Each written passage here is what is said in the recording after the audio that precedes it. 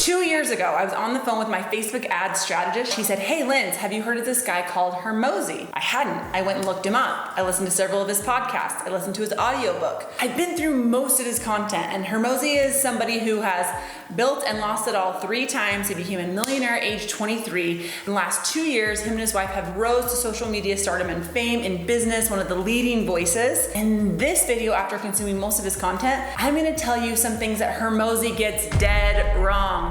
I said it. Who am I to say, right? I'm not worth 100 million like HORMOZI. However, I am a mom of 3. I beat cancer not once, but 4 times. And I actually did build a 7-figure online business. So I'm gonna give you my hot take on Alex freaking HORMOZI. And I might tell you some things that I love and incorporate it as well.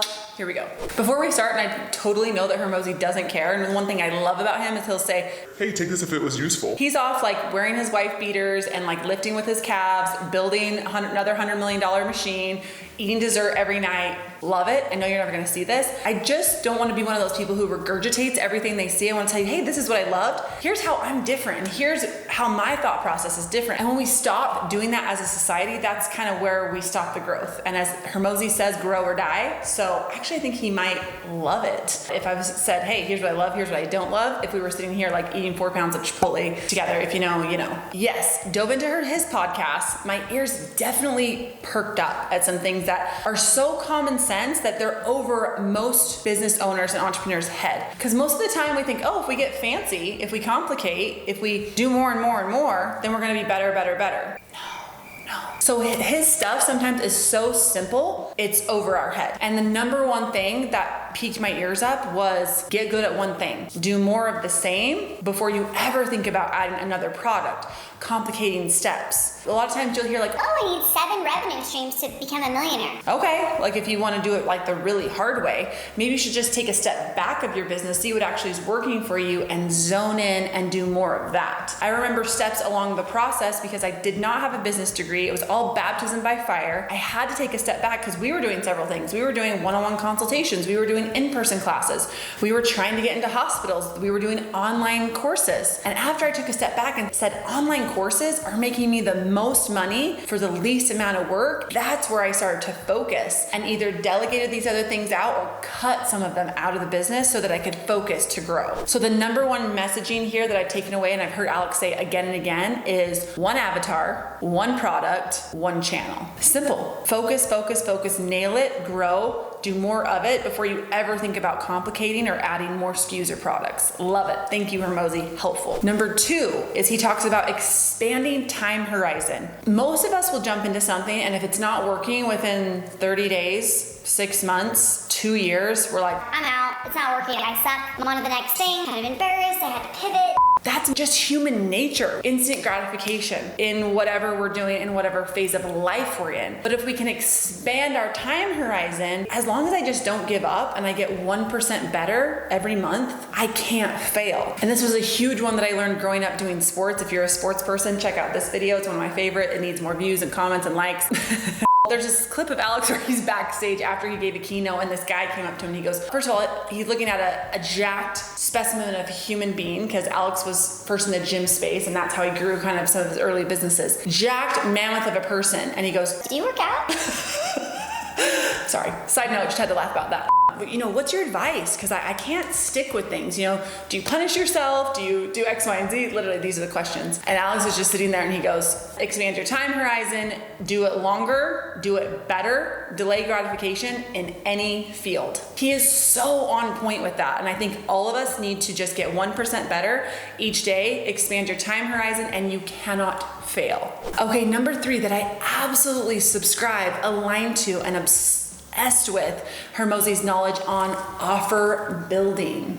This is the offer Bible. It actually sits next to my scriptures in my, I'm sorry if that's weird, but it sits next to my scriptures in my closet. So I had an online course business that was doing pretty well. We were doing like 5 to 10K a month. And then about a year before I sold my business, I got a hold of this book, restructured my offer, which was 3 courses, took his advice and his steps when it came to structuring my offer differently. So I actually didn't create a ton new content.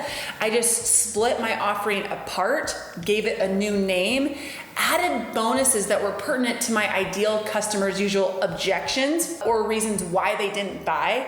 I added upsells that increased my average order value, and we went from 5 to 10K a month to consistent 30 to 40K months with online course revenue. If you want a little bit more about how I use this book to increase my offer, that video's right here. But Alex, chef's kiss, big, huge thank you for increasing my average order value and probably what ended up making my business attractive enough to buy. See, here you were, you thought this whole video was just gonna be talking crap on Alex, and look at the love fest going on. Okay, here's what you clicked for. Here's what we're gonna get to. And my absolute favorite one is gonna be my last one. I know, I hate to do it to you, but the YouTube gods told me. So here we go. The first one here that I absolutely don't subscribe to and align with is that your legacy doesn't matter.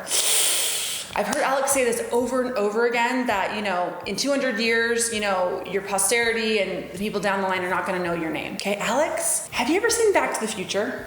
Let's just talk about a movie. Let's not get spiritual yet. Let's talk about Back to the Future. Remember about 3/4 of the way through the movie when he makes a misstep that is going to cause his parents not to end up getting together so that they might not get married, and then he doesn't exist. He looks at that picture and he started to become erased in the picture. So that was his signal that, oh my gosh, I did something that is not gonna lead to what my destiny is. So my whole point of bringing up Back to the Future and Marty McFly and the DeLorean and all of that to say is that the steps and the actions and the decisions that you make do affect people in future generations. And in true Back to the Future fashion, my dad, who grew up as a Hoosier in Indiana, ended up coming out west for college, met my mom. He was the oldest in his family, caused his brothers to come out west, set in motion a chain reaction of events to where their kids led very different lives that ended up them going into multiple different countries and serving and changing people in those countries' lives. So from that example in my life, I do know that legacy matters, that the choices that you make during your lifetime absolutely affect future generations. Now, does that mean that you should sacrifice everything? No, you should definitely stay aligned to your values and what's gonna make you happy and what's gonna be best.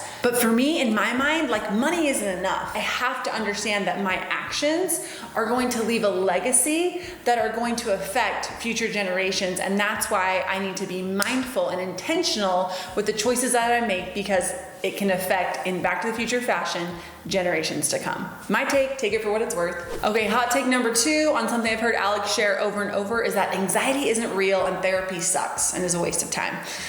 Okay, so for me growing up, a girl who was like grown up with achievement mindset, sports, all growing up, literally grew up with Rocky as my favorite movie and watching actual clips of Navy SEALs. So like, I don't think a softie by any means, but going through something as traumatic as cancer diagnosis and then recurrence 3 times, I can absolutely tell you that anxiety is real and panic attacks are real. And from the day I was diagnosed to now, which is actually a 10-year span, I've been in therapy for 10 years. And I have an upcoming video that I'm gonna talk about takeaways from 10 years of therapy. I absolutely have a huge belief in therapy and mental health as a vital piece of the overall wellness picture. And that comes to entrepreneurial wellness as well, because I was an entrepreneur through much of that. And if I didn't have that therapy and that idea that mental health was a huge backbone, and anytime something made me feel anxious or sad, that I just kind of put it aside. Heard some talk tracks of like, well, Just stop thinking about the thing that makes you sad. till what? Till like there's so much pressure on that thing that it just kind of erupts. Like, nah. As a nurse, as a mom, as somebody who's been through a traumatic diagnosis, I know that it has to be managed and dealt with on a daily, weekly basis. I'm here and I'm living proof, even from like a performance and achievement and tough girl upbringing, like anxiety is real, therapy is awesome. Okay, in a second, I'm gonna talk about something that most people aren't willing to talk about. So stick around for that. But my last hot take is on a recent post, HORMOZI talked about how the universe doesn't care. About a month ago, I listened to a podcast and he talked about that he doesn't believe in God. Because he has been my business, like, Bible, it hurt a little bit to hear that, because I absolutely believe in God. After sitting at the bedside of hundreds of births, being a labor and delivery nurse, and then going through a cancer diagnosis treatment where I absolutely didn't know what the outcome was, and I had to lean tremendously on my faith to get through that, and a belief in God and a unique plan for me, I absolutely don't align with that piece, right? But he said on a recent post, he talked about that the universe doesn't care, and that, why does life have to be joyful? Why does it have to be meaningful? And if we can let go of that expectation, we're gonna have, more happiness in our lives, right? So here's my comment on that post. And here's where we're gonna get to that thing that most people don't wanna do or talk about. Is I said, should I just read it for you? Let me see if I can find it. Okay, it's right here. I said, joy in the journey is cool too. I have to have joy in the journey. And some days it feels like more grief or more hardship than joy. But 3 years ago when I was re-diagnosed, when my baby boy was 2 weeks old, I was waiting for that glimpse of joy, and I had to see evidence of that in my life. And the first couple weeks after that, it was way more grief and pain than joy. But how I knew I was healing was the first speck of joy that I felt since that recurrence and since that re-diagnosis. For me, that is the meaning of my life. So this is what I wrote. I wrote, joy in the journey is cool too. And God does care tremendously. I know you don't believe in God, but I still really like your business advice. 100 million offers doubled my average order value. 100% true. Stoked. Amazing. Thanks. And I said, thanks so much. This is where I'm going to talk about the thing that most people won't talk about or do. So typically when you're following somebody or you've learned something from people and you hear something that you don't align with, like for me, like God and faith are a big part of my life. So that's like actually a big one for me. They just say, okay, like, yeah, I'm not listening anymore. Like, I'm going to unfollow that person. They're an idiot. They blah, blah, blah. But a friend of mine recently said, don't make blanket assumptions about somebody based on one thing. And isn't it healthy to have opposing views or people who have walked different paths in life in our circle? So for me, I'm okay. I'm okay saying like, hey, I really like this part.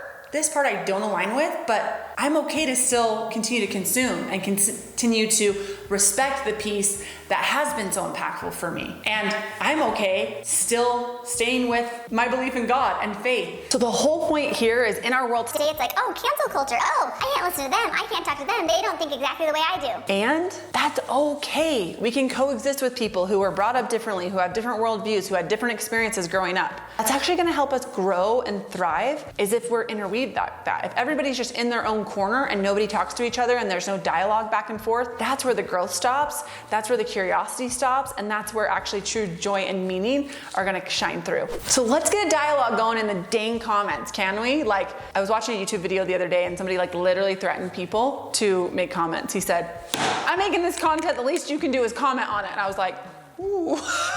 I was a little scared, but like also like to style. I don't want to have to go there. So like, let's get some comments down below. Let me know what you think. Let me know what you think about speaking with people who don't align with everything in your brain. Or like, is that an area you need to push yourself and grow? Like, I think we need to get back to that, like healthy discussion and healthy disagreement while maintaining respect with other people. Let's chat up in the comments. See you guys next time.